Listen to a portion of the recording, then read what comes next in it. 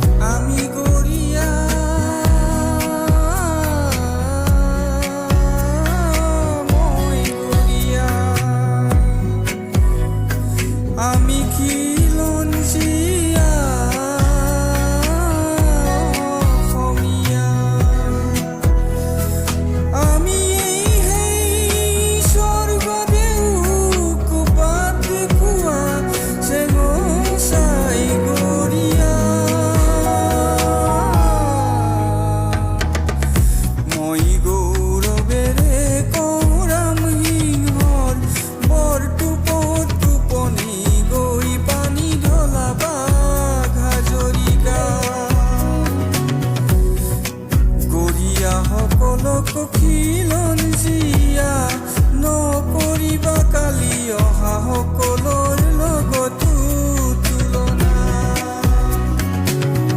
মই গৰিয়া খিলন জিয়া বুলিবলৈ ক'বলৈ কোনো চন তাৰিখৰ নাই প্ৰয়োজন। আহোম ৰাজত্ব কাললৈ উভতি চালেই গম পাবা গৰিয়া সকলো। অসমীয়া জাতি গঠন প্ৰক্ৰিয়াত অৱদান।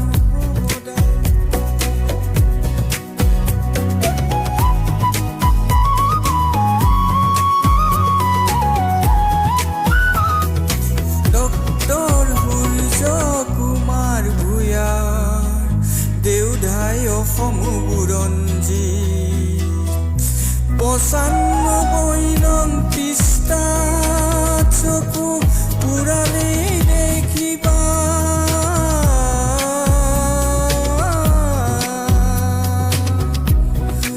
আমি গৰিয়া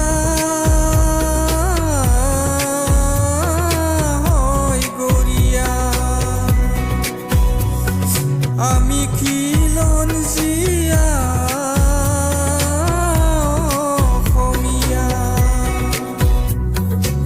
আমি এই স্বৰ্গদেউ কপাত দেখুৱা চেঙচাই গৰিয়া।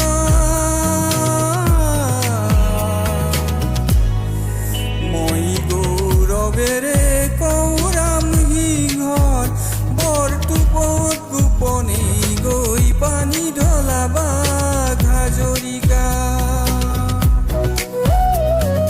আমি গৰি